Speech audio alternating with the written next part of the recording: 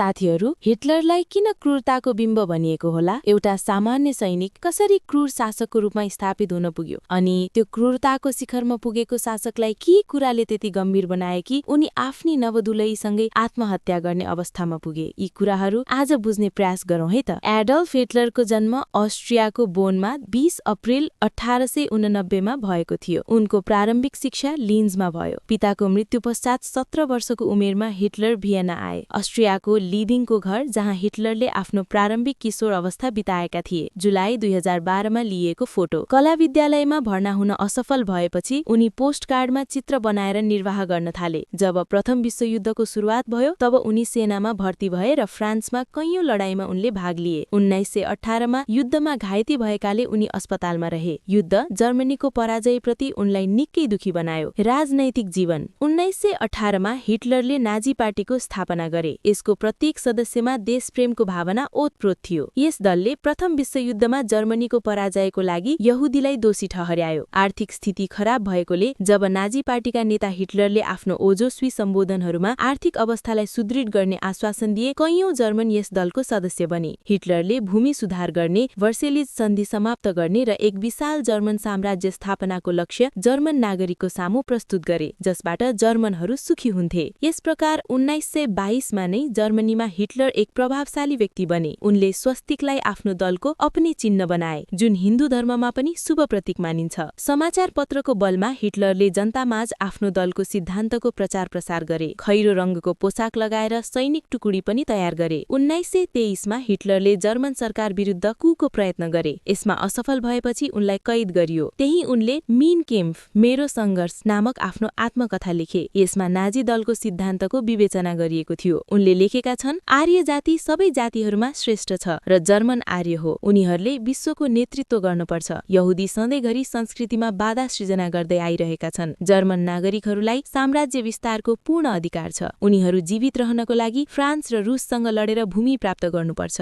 1930 देखि 32 मा जर्मनीमा बेरोजगारी निकै बढ्यो। संसदमा नाजी दलको सदस्य संख्या 230 पुग्यो। 1932 को चुनावमा हिटलर राष्ट्रपति निर्वाचनमा उम्मेद्वार बने, तर हिडनबर्गसँग पराजित भए। जर्मनीको आर्थिक अवस्था झनै खराब हुँदै गयो र विजयी देशहरूले जर्मनीलाई सैनिक शक्ति बढाउने अनुमति दिए। 1933 मा चान्सलर बन्ने बित्तिकै हिटलरले जर्मन संसद भङ्ग गरे, कम्युनिस्ट पार्टीलाई गैर कानूनी घोषित गरे र राष्ट्रलाई स्वावलम्बी बनाउनको लागि आह्वान गरे। हिटलरले डाक्टर जोसेफ गोएबल्सलाई आफ्नो प्रचार मन्त्री नियुक्त गरे। नाजी दलको विरोधी व्यक्तिहरूलाई जेलमा पठाइयो। कार्यकारिणी र कानून बनाउने सम्पूर्ण अधिकार हिटलरले आफ्नो हातमा लिए। 1934 मा उनले आफैलाई सर्वोच्च न्यायाधीश घोषित गरे। त्यसै साल राष्ट्रपति हिडनबर्गको मृत्यु पश्चात हिटलर राष्ट्रपति फ्युरर पनि बने। नाजी दलको आतंक जनजीवनको प्रत्येक क्षेत्रमा छायो। 1933 देखि 1938 सम्म लाखौं यहुदीहरूको हत्या गरियो। नवयुवकहरूमा राष्ट्रपतिको आदेशको पूर्ण रूपमा पालन गर्ने भावना विकसित गरियो र जर्मन जातिको भाग्य सुधार्नको लागि सबै शक्ति हिटलरले आफ्नो हातमा लिए। 1933 मा हिटलरले राष्ट्रसङ्घको सदस्यता त्यागे र भावी युद्धलाई ध्यानमा राखेर जर्मनीको सैन्य शक्ति बढाउन सुरु गरे। प्राय सबै जर्मन जातिलाई अनिवार्य सैनिक प्रशिक्षण दिइयो। एडल्फ हिटलर अस्ट्रियामा जन्मिएका जर्मन राजनीतिज्ञ तथा राष्ट्रिय समाजवादी जर्मन मजदुर पार्टी नाजीका नेता थिए। विश्वका क्रूर शासकहरूमा गनिन्छन्। उनी सन् 1933 देखि 1945 सम्म जर्मनीका चान्सेलर तथा 1934 देखि 1945 सम्म नाजी जर्मनीका शासक थिए। उनी नाजीवाद तथा दोस्रो विश्वयुद्ध सुरु हुनका केन्द्रीय पात्र थिए। उनी पहिलो विश्वयुद्धका अनुभवी थिए। उनले सन् 1919 मा राष्ट्रिय समाजवादी जर्मन मजदुर पार्टी नाजी पार्टीको सदस्यता लिए तथा सन् 1921 मा सोही पार्टीको नेता बने। सन् 1923 मा उनले एक असफल कुको समेत प्रयास गरे। सोही असफल कुका कारण उनी जेलमा परे, जहाँ उनले आफ्नो संस्मरण मेरो सङ्घर्ष लेखे। सन् 1924 मा जेल मुक्त भएपछि उनी वर्साइल्सको सन्धिको कडा आलोचना गरी र बृहत जर्मन विशेषतः भाषिक कारणले यहुदी विरोधी र कम्युनिस्ट विरोधी गतिविधिलाई आफ्नो विशिष्ट व्यक्तित्व कलाद्वारा समर्थन गरी प्रारूपी तारिखको कडा आलोचना गरी बृहत जर्मन विशेषतः भाषिक कारणले यहुदी विरोधी र कम्युनिस्ट विरोधी गतिविधिलाई आफ्नो विशिष्ट व्यक्तित्व कलाद्वारा समर्थन गरी लोकप्रियता हासिल गरे। सन् 1933 मा जर्मनीको चान्सेलरमा नियुक्त भएपछि जर्मनी गणतान्त्रिक राष्ट्रलाई नाजी विचारधारामा आधारित एकदलीय अधिनायकवादी निरङ्कुश शासनमा रूपान्तरण गरे। उनको उद्देश्य युरोपमा एकतन्त्रीय नाजी व्यवस्थाको स्थापना गर्नु थियो। पराजय तथा मृत्यु। जब सोभियत सेनाले बर्लिनमाथि आक्रमण गरे, हिटलरले हिटलरले 30 अप्रिल 1945मा आत्महत्या गरे। 1945 अप्रिल 15-16मा सोभियत संघको सेनाले बर्लिन शहरको पूर्वी हिस्सामा जर्मन सेनामाथि बमबारी गरेपछि बर्लिनमाथि निर्णायक हमला सुरु गर्यो। अप्रिल 21मा सोभियत संघको रेड आर्मीद्वारा बर्लिनको बाहिरी क्षेत्रमा प्रवेश गरी वरपरका नगरहरूमाथि कब्जा भयो। अप्रिल 27मा सोभियत र अमेरिकी सेनाको भेट जर्मनीको एल्ब नदीमा पुगेर भयो र उनीहरूले जर्मन सेनालाई दुईतिर विभाजित पारिदिए। अप्रिल 29मा हिटलर र इवा ब्राउन बीच राइख चान्सेलरी मुख्यालय स्थित बङ्करभित्र विवाह भयो। अप्रिल 30मा हिटलर र उनकी नवदुलहीद्वारा आत्महत्या भयो। उनीहरूको शव जलाइयो। जर्मन रेडियोबाट